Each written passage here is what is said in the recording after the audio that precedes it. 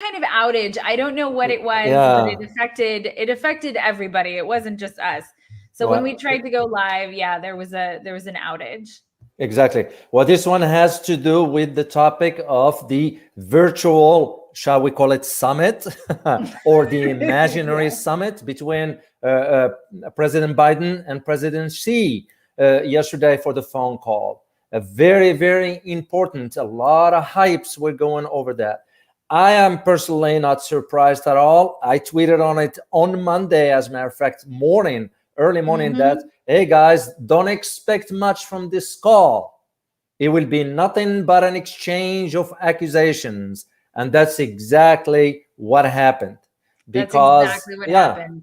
because you will be thinking in terms of, well, if it was that important, they would have talked about trade, right? We still have tariffs on Yeah. China. We're still seeing prices here in the US going up. They would have talked about this one. Instead, they were right. They started with, as a matter of fact, I might share just with you guys, all of you.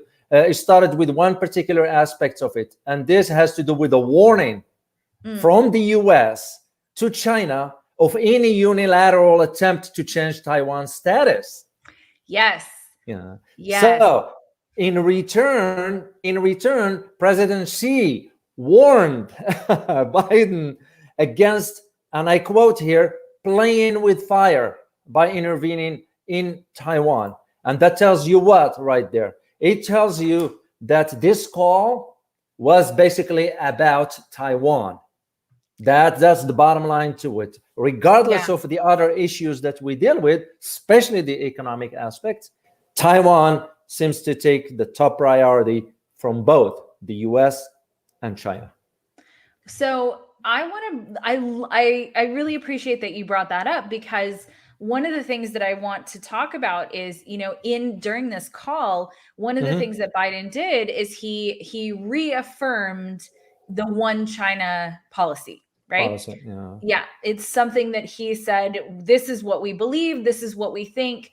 But when he was asked during the town hall meeting whether, let's see exactly what this is. So he was asked, and this is in October. This isn't a very long time ago. This is really recent. So Mhm. CNN host Anderson Cooper asked Biden whether we committed to defending Taiwan if China invaded. Mhm.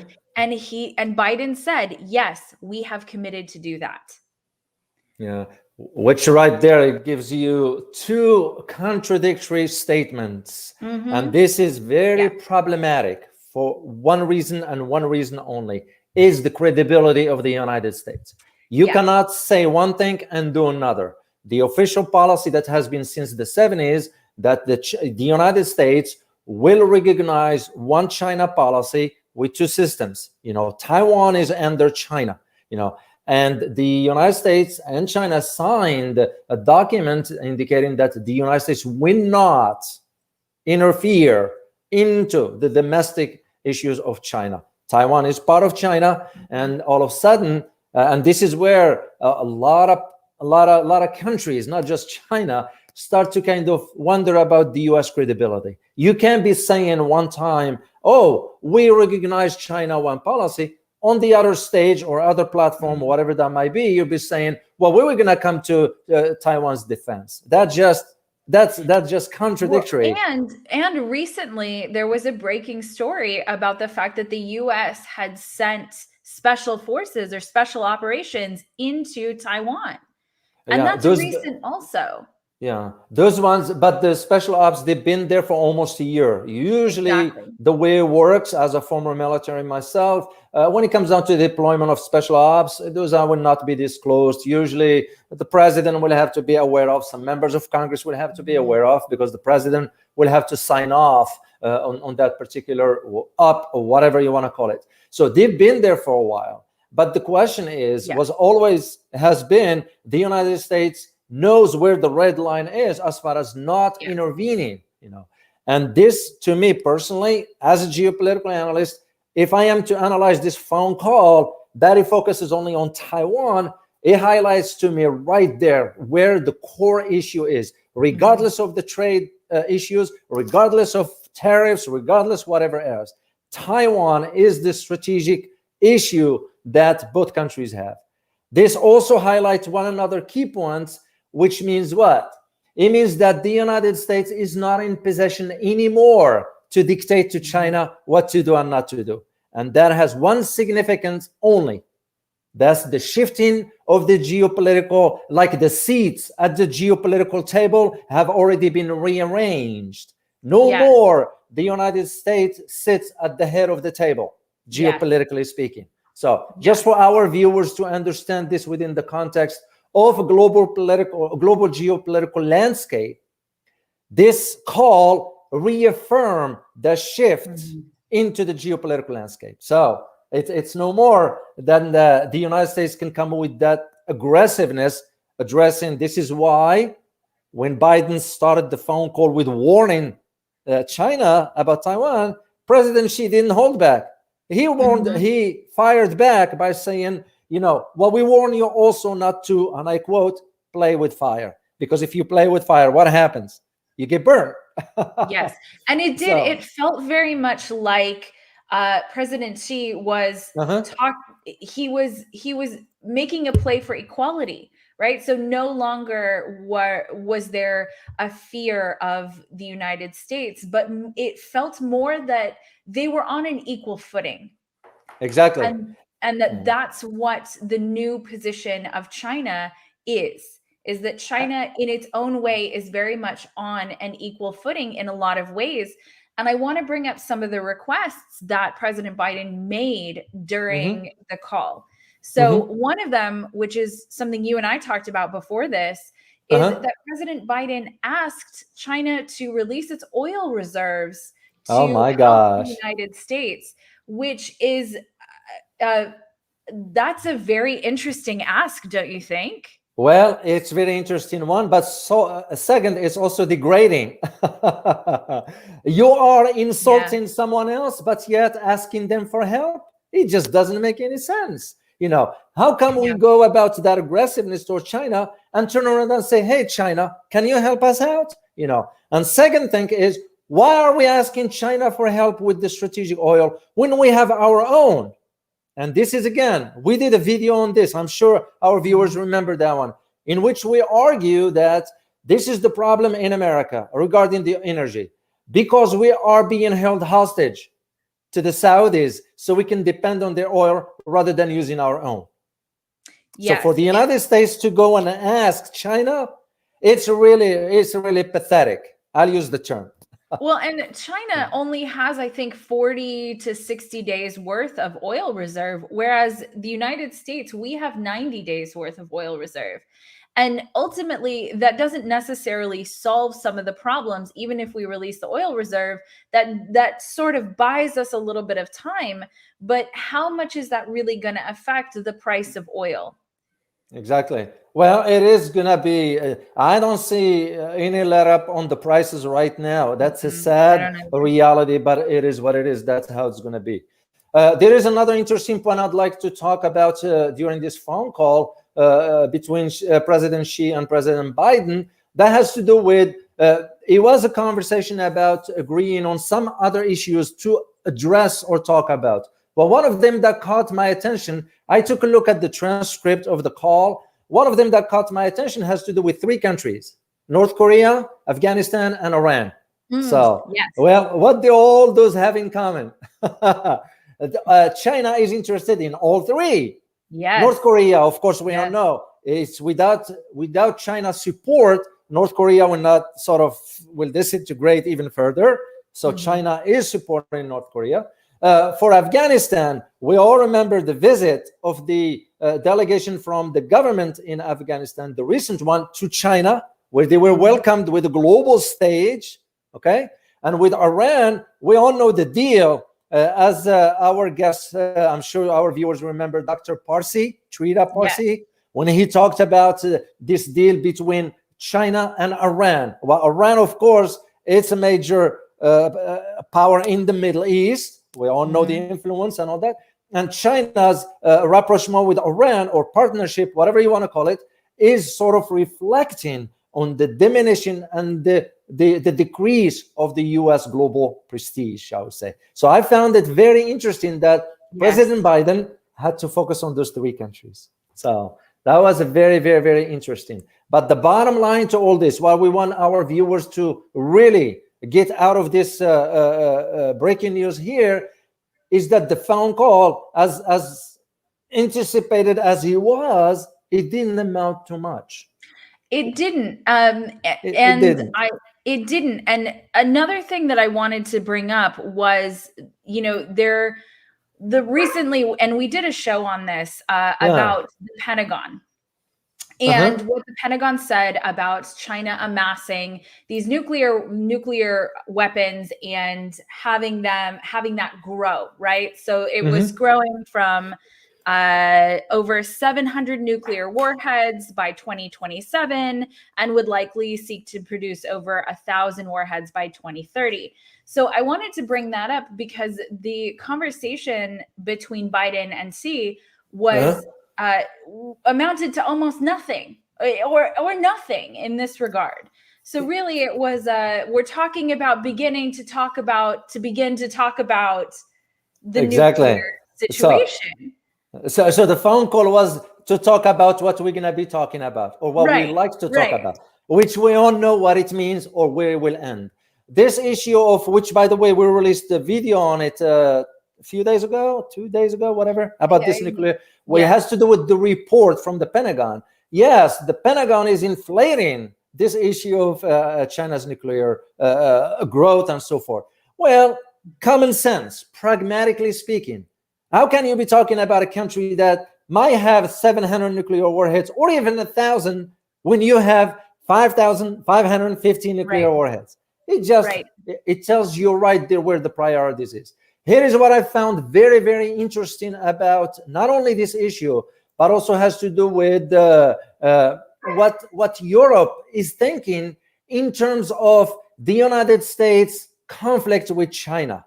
Well, what they are thinking is there is the possibility that Europe might not, and I repeat this, might not be expected to perform with America in case there is a conflict with China, because Europeans did not want to put themselves between the two giants per se. So, and right there it tells you where the European thinking is. They are also moving towards shifting away from the dependence on the US.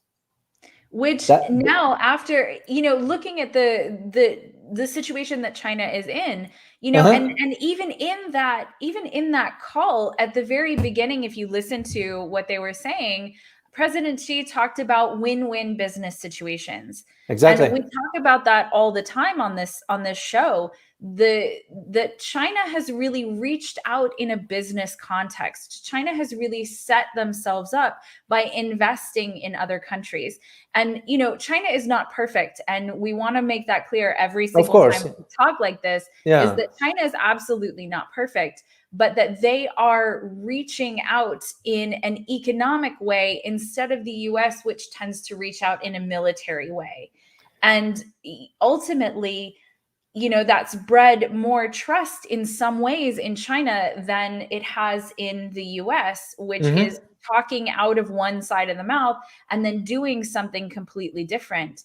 And I think overarchingly, if you look at the rates of approval for both our president and vice president and the government as a whole, people don't trust the United States government. Even here in the United States, even we don't trust our own government. So how is anyone around the world supposed to trust the US when over and over and over again, especially the last 2 years, all of these promises have been made that months later, not even years later, but months later have been the absolute opposite has happened.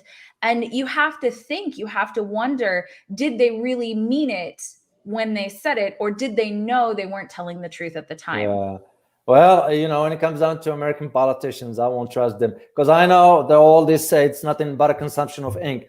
For me personally, and this is my personal opinion, as a global affair watcher, I watch what's going on around the globe.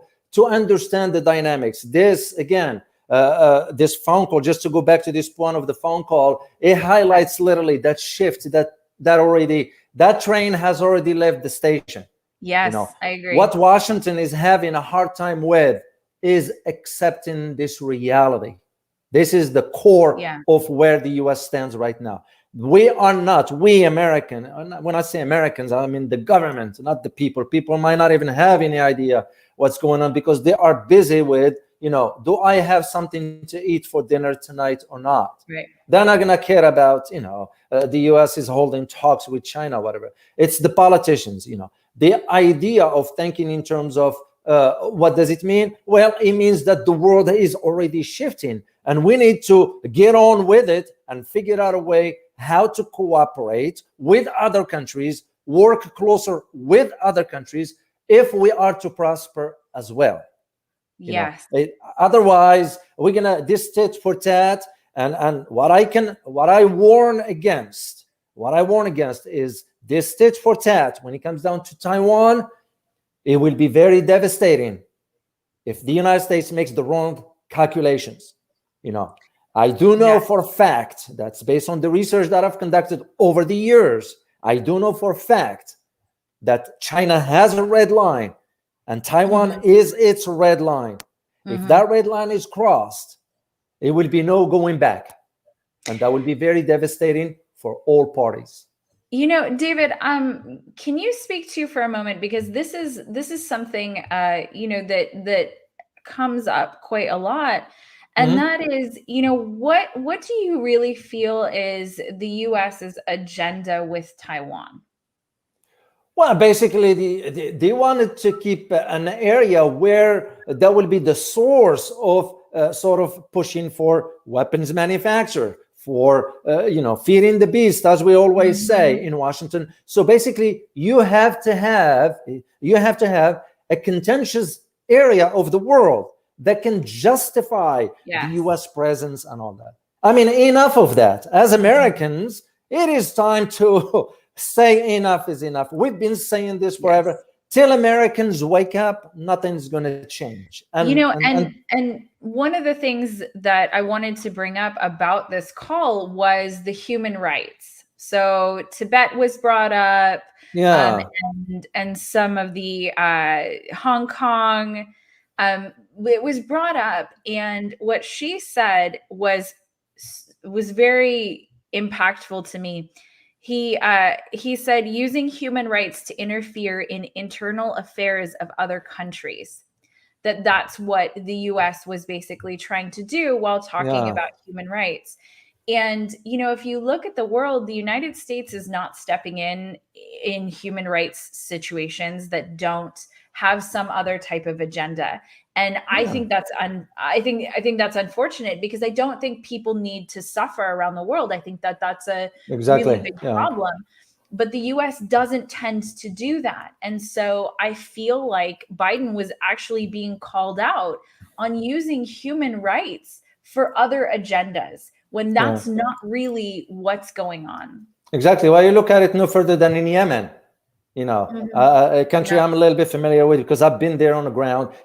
Why aren't we talking about human rights abuses in Yemen by the Saudis and United Arab Emirates that we provide them weapons with? Okay. Right. In fact, that just happened. Why aren't we talking? Why aren't we talking about, for example, in Tigray, in Ethiopia right now, with the war that is breaking out and war crimes being committed? So where is the United States in this? How about Sudan with all the demonstrations and people are dying because the government is using live, sometimes deadly force? How about in Iraq? How about, you can't be cherry picking exactly what serves your agenda. Yes. And we all know, because we did a video on this, we did a break-in when AP, the Associated Press, recognized that the statements they've been saying about Xinjiang, weren't true. Yes. Yeah. We did this one, so. And that was fairly recent also. And so it is really, and we stopped talking about Afghanistan, but Afghanistan, I feel, was one of the biggest tragedies in human rights tragedies in so many ways, including when we left. Exactly. And where was the priority there?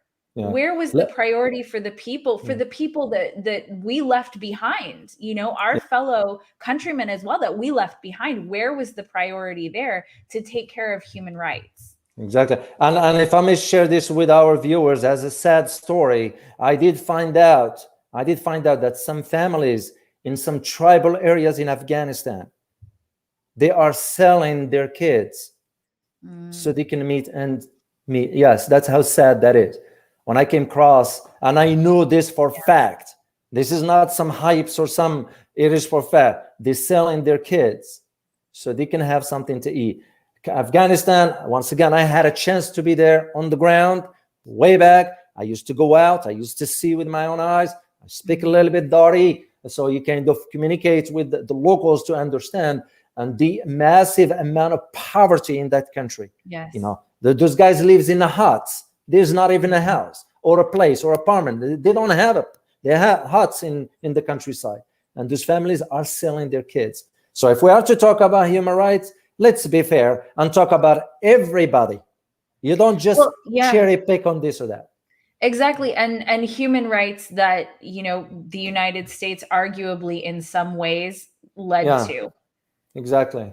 Yeah. So, well, we wanted to just share this with our viewers. I have to go because I have to teach. So I have a class at the university that I have to get to. We want our viewers just to share with them.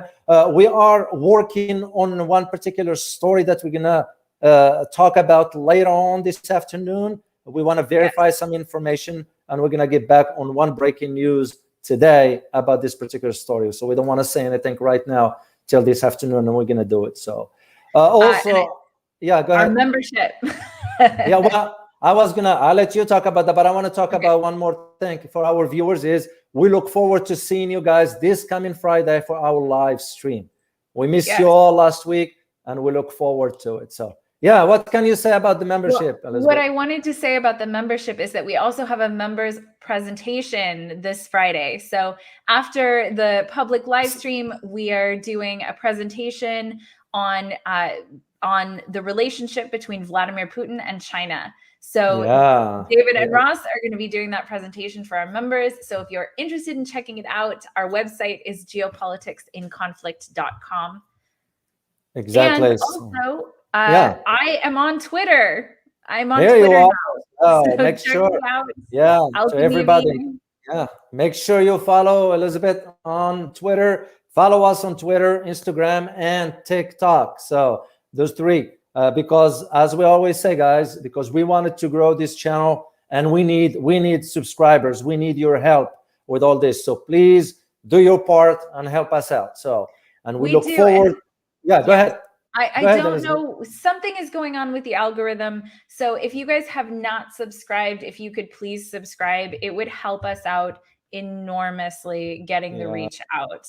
Yeah, we certainly thank you all for this. So we appreciate your support. We look forward to seeing you next time on Breaking News. But also as a reminder, we will be having a live stream on Friday at 1100 hours. So as always, stay informed.